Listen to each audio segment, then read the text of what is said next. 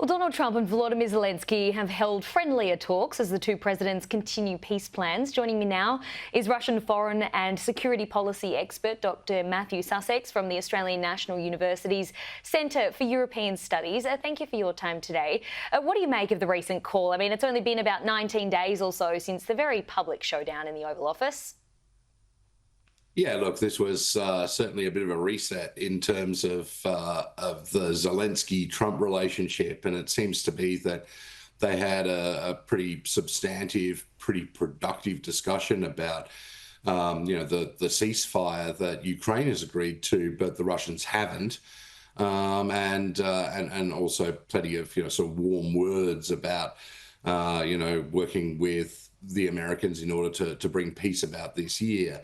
But interestingly, nothing really on that critical minerals deal that the American president was so keen on, and sort of only limited moves towards the Americans agreeing to supply the Ukrainians with things like air defense missiles, particularly Patriot missiles, which it had asked for, and got a sort of equivocal response from Trump.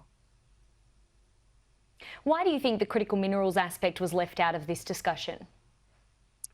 Well, look, I think partly because it isn't so much a massive deal as it is a sort of joint investment program.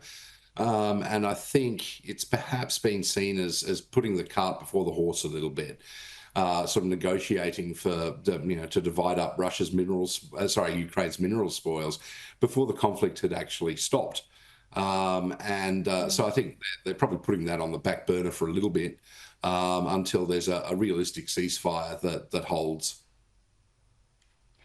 Matthew, I mean, Trump says they're closest to a ceasefire than ever before, but then Russia launched attacks the very next day. While Zelensky may want a resolution here, does Donald Trump and Vladimir Putin's volatility put that at risk now?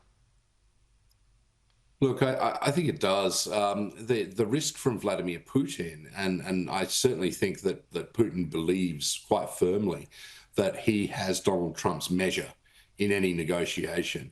The risk, I think, for Putin is that he overplays his hand, and that Trump perceives that that Putin is treating him like a fool. It was interesting just yesterday, prior to their own phone call, that Putin kept Trump waiting for an hour.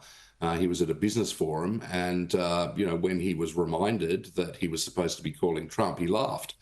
Now that might be something that the US president doesn't take kindly to, even though he does have this kind of fascination with Putin that would lead him to suspect that he's the one who could get a deal with him where others couldn't.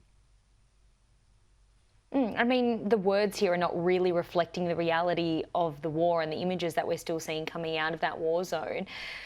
Do you believe that Donald Trump is potentially being influenced by Vladimir Putin here? And I guess, how do you analyse the relationship between the two leaders?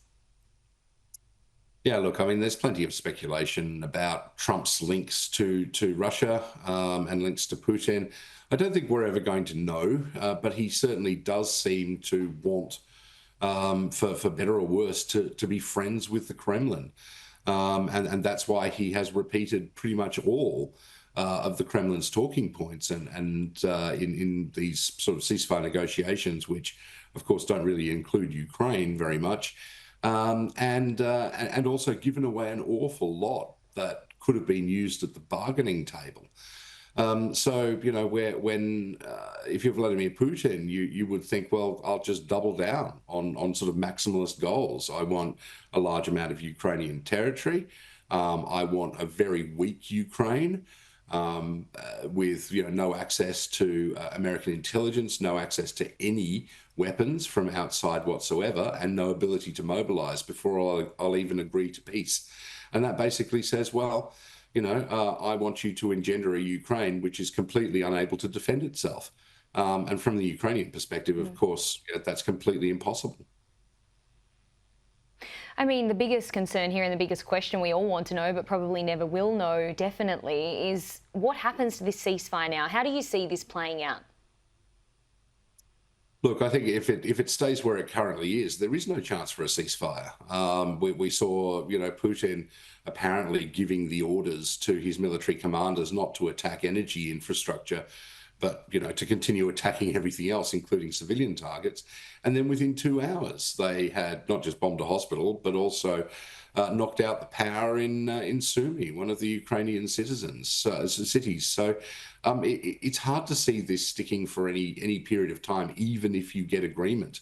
And to get agreement, you're going to have to get Vladimir Putin to back down on really what he wants is Ukrainian capitulation.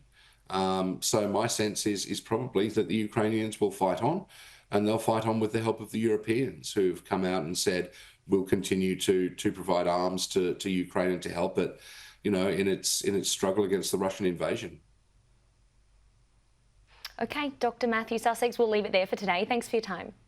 Thanks, Holly.